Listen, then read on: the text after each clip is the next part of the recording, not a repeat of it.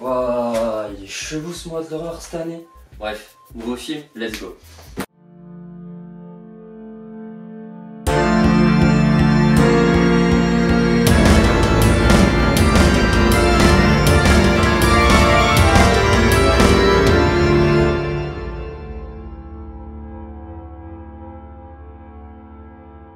Bon, concrètement, comment introduire ce film? Parce que je vais encore peut-être un peu m'énerver et gueuler dans tous les sens. Et il y a de fortes chances. Heureusement, en ce moment, j'ai pas de voisinage. Tu connais l'histoire de trois potes, dont un qui est beaucoup trop chaud, l'autre pas du tout. T'en as une au milieu, elle suit un peu le mouvement. Ils vont tous les trois partir en vacances dans une famille de l'un des trois. Tout pue la défaite, mais littéralement pue la défaite, y a rien qui va. Mais bon, bah vas-y, on va quand même y aller parce que c'est cool, non? T'as l'impression que c'est un début de scénar de mauvais film d'horreur? Bah bienvenue parce que c'est le scénar de celui-ci. Je sais pas pourquoi je suis dans cette position quand je dis ça, mais il va y avoir des spoils, je m'en bats les couilles. Je m'en bats les couilles, mais alors concret. Prépare-toi parce que ça va se swinguer un peu et en plus faut être bien accroché pour piger le film. D'ailleurs, ce serait littéralement te mentir si tu penses que j'ai absolument tout compris. Je suis absolument pas sûr d'avoir tout compris. Mais j'ai bien aimé le film quand même, mais je suis pas sûr d'avoir compris quand même. Bon, finalement, on a un gars qui est absolument pas chaud et qui flippe de tout. On a celui qui veut absolument tout filmer parce qu'il est urbexer. Ça fait plaisir d'avoir un urbexer dans l'équipe. Salut mon Roya. Et on a une femme, bah, elle a envie de suivre, mais à la fois elle a un peu les chocottes, mais à la fois elle a quand même envie de suivre. Ça part mal, ça part mal. De là, ils vont arriver dans la famille, bon, au fin fond du cul du monde, hein, mais littéralement au fin fond du cul du monde. Genre, c'est une espèce de montagne, de vallée chelou, il n'y a pas de réseau, sinon c'est trop facile. Ils vont arriver dans une famille où apparemment ils sont en plein rituel, ils veulent absolument personne, parce que c'est un rituel familial qui date depuis des centaines d'années, peut-être des millénaires même, où ils répètent ce genre d'incantation chelou là.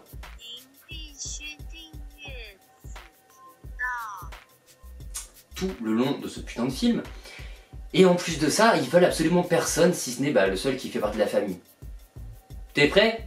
Parce qu'ils vont rester. Youhou! Ça, c'est la première idée de merde.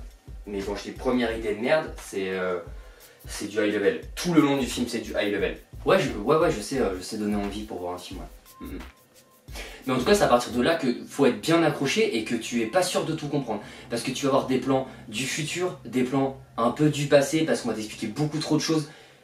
Ça va beaucoup trop vite en fait. Ça va beaucoup trop vite, t'as une dose d'informations à la minute. Pépitas, hein. Et en plus, ce qui est par contre hyper intéressant, c'est du déjà vu dans les films, hein, très clairement. Mais t'as toute une partie qui est filmée directement avec leur propre caméra, parce que je vous le rappelle, il y en a un qui est youtubeur, Baxter. Je sais plus s'il le poste sur YouTube, mais en tout cas il fait des vidéos. Et c'est filmé à partir de leur propre caméra. Donc ça te donne en plus un côté un peu plus immersif qui pour le coup est très bien utilisé dans le film.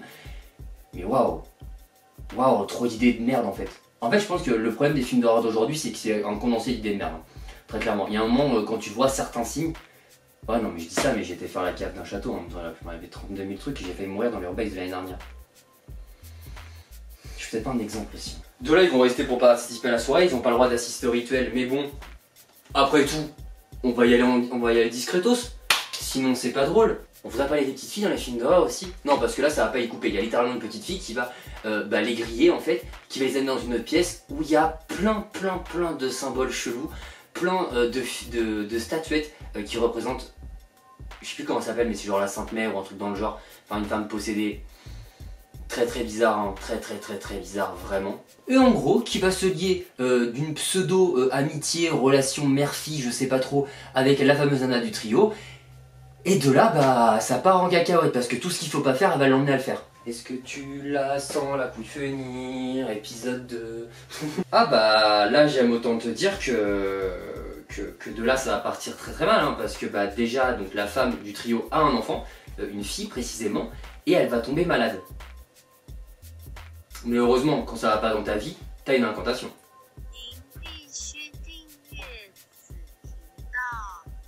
Donc, je te mens pas, hein, la fille tombe malade, qu'est-ce qu'on fait? On va voir un chaman. La médecine nique sa mère à un moment. Il y a un moment, il faut dire les termes, la médecine nique sa mère, c'est un truc de faible. Donc on va voir un chaman qui t'explique qu'il y a tout un processus hardcore, mais quand je vous dis hardcore, vous êtes mentalement pas prêt, à faire pendant 7 jours, notamment elle ne doit ni boire ni manger. C'est un ramadan mais 24 sur 24 pendant une semaine en gros. Entre la nuit, il se tranche, je crois, une espèce de pâte chelou sur tout le corps. Enfin en tout cas sur les plaies. C'est dégueulasse, je vous jure c'est dégueulasse. Vous voyez la gamine se décomposer pendant une semaine, c'est atroce. Enfin quand je vous dis atroce dans un film d'horreur ça passe crème hein, mais vraiment... C'était pépite. Du coup, vous voyez la gamine se décomposer et bien sûr c'est lié à une malédiction. Il faut surtout pas briser cette chaîne des 7 jours. À partir du moment où tu as commencé, tu finis, il n'y a pas de possibilité. Sauf que quand tu es une maman et que du coup tu as ce petit truc, cette fibre maternelle, que tu vois ta gamine périr, hurler à la mort à la fin parce que bah si tu veux maman ça fait quand même 5 jours que j'ai pas bu une seule goutte d'eau complexe. Du coup elle va faire le dernier jour, sinon bah, c'est pas drôle, elle va la faire boire. Ça va péter le rituel. Ça va péter le rituel, hein, spoiler, qui n'en est pas vraiment un, hein, parce que c'est un peu une logique en fait. Elle va retourner voir les chamans pour voir ce qu'on peut faire, parce que bah, du coup finalement elle a bu, donc qu'est-ce qu'on fait quand elle arrive, les deux se sont fait égorger, buter par on ne sait trop quoi, elle va essayer de se faire, enfin elle va se faire attaquer, ça va partir en sucette. En fait c'est de là que le film commence à devenir très complexe et pas inintéressant, mais j'ai eu presque l'impression de voir deux films en même temps parce que j'ai pas tout compris. J'ai eu l'impression d'avoir deux histoires emmêlées. Et si quelqu'un a compris ce film d'ailleurs, n'hésitez pas du coup à me le mettre en commentaire parce que je suis pas sûr d'avoir tout compris. Mais en gros, de l'autre côté, donc là où il y a la famille et où ils sont, parce que si je fais pas d'erreur, la fille elle l'a eu après tout ça, donc lié à la malédiction, il y a une fameuse porte qui est bloquée. Ça moi à la limite je peux comprendre parce qu'en tant qu'urbex, si une porte est bloquée, on trouve toujours un chemin. Pour vous dire, il y a un lieu qu'on doit faire depuis très longtemps qui a été complètement muré. Il y a d'autres urbexers qui ont été cassés quelque part peint. De toute façon, comme je vous ai déjà montré dans un des derniers urbex, il arrive très souvent que certains ouvrent. Et du coup, nous on passe parce que je fais partie de ceux qui ne pètent pas les lieux. Donc si c'est fermé, je n'y accède pas. Bref, du coup, ils vont péter cette porte, ils vont rentrer. C'est un très très long tunnel. Hein. C'est un long tunnel. Et en gros, les deux gars vont s'y engouffrer. Ça va mal se passer. Ils vont se mettre à hurler. Il y en a un qui va ressortir à moitié zombifié, hein. Non, littéralement il est zombifié, il va attaquer tout le monde, on va le retrouver mort. Le troisième, le deuxième mec, qui est donc la troisième personne, est encore à l'intérieur, et la nana elle reste dehors et comprend rien à ce qui se passe. C'est bon pour toi? J'ai peut-être parlé un peu vite, au pire des cas tu remets la vidéo en x05. Au bout d'un moment, si tu veux, la nana elle va récupérer la vidéo, et jusqu'à la fin du film, il tient dans haleine d'ailleurs. À la fin, et puis de toute façon, comme je vous l'ai déjà dit, si vous avez un problème, incantation.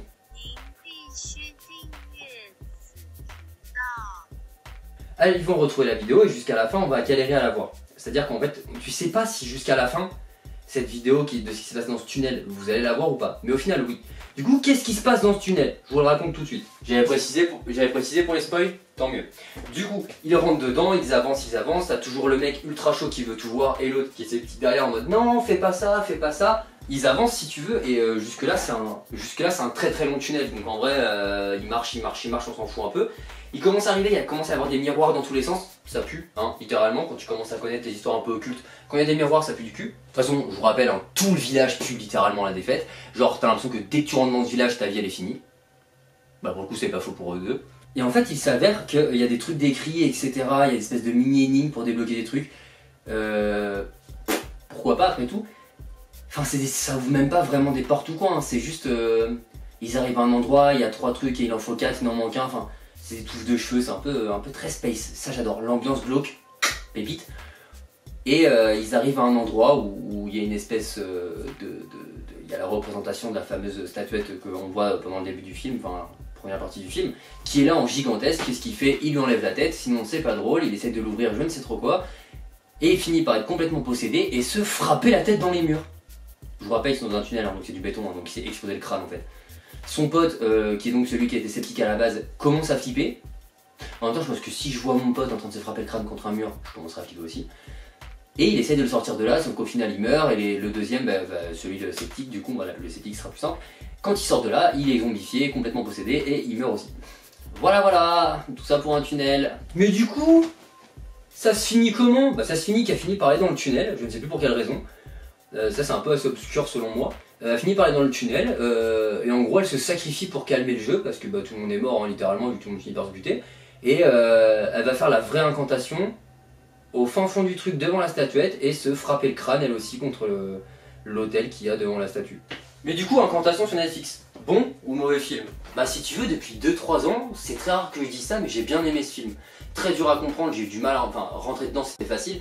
La fin, toute la deuxième partie était compliquée selon moi parce que j'avais un peu l'impression de suivre deux histoires en même temps et ça m'a complètement perdu. Mais alors complètement perdu. Je comprenais plus à quel moment on en était et, dans les deux histoires, c'était le bordel. Surtout qu'il y a un mec avec qui elle est en couple, je crois que c'est le père de la fille d'ailleurs, qui finit par se barrer parce qu'il trouve des fichiers. Du coup lui il veut aller les étudier mais elle veut pas, du coup ils se séparent. et au final il va trouver des réponses mais il veut pas lui donner.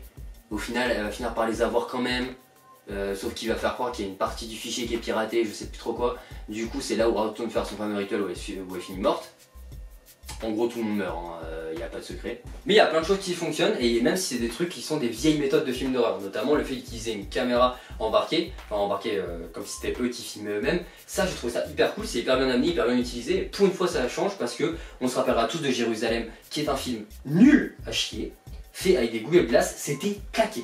Mais là c'est hyper bien utilisé. L'histoire de l'incantation qui on ne saura pas avant la fin du film, qui est fait uniquement pour vous piéger vous, je vous rappelle l'incantation.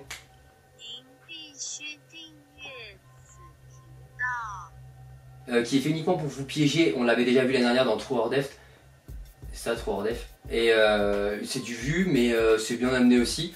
C'est vachement glauque, et ça fait plaisir. C'est vachement sombre, ça fait plaisir. En vrai, t'enlèverais 2-3 choix à la con et tu les amènerais autrement, je pense que ça pourrait être un excellent film d'horreur. C'est très très rare que je valide un film d'horreur ces temps-ci. J'en ai validé un, j'aimerais qu'on note cette vidéo d'une croix rouge. Voilà, c'était Incantation sur Netflix. Franchement, c'est un film que je recommande. Je lui mettrais 4 étoiles pour un film d'horreur. Pour moi, c'est genre la note maximale. C'est très rare que je mette un 5 étoiles déjà sur un film, ou alors c'est que je suis purement pas objectif, du genre Cruella ou Kaamelott. Mais 4 étoiles, c'est déjà énorme et vraiment, il tabasse ce film. Ouais, allez le voir, y a pas de souci. Par contre, je vous préviens, faut avoir les tripes bien accrochées, et les cerveaux aussi. Ah, ben voilà, là je vais pouvoir me calmer un peu, au moins je suis moins énervé que l'autre fois, ça fait plaisir parce que ce film, je l'ai adoré. Et du coup, bah moi je vous dis à demain, comme d'habitude, on se retrouve pour une nouvelle vidéo, c'est le mois d'horreur, tu connais, blablabla. Et tous mes réseaux sont en barre d'infos, si tu veux me soutenir, il y a aussi mon YouTube, ça fait plaisir, ça ralasse, pour faire toujours plus de projets. Et d'ailleurs, pour l'incantation, en français ça donne ça. Du coup, maintenant que tu l'as vu et que tu l'as sûrement récité, bah... t'as pas le choix. Je te fais des bisous, c'est Zitou. Peace.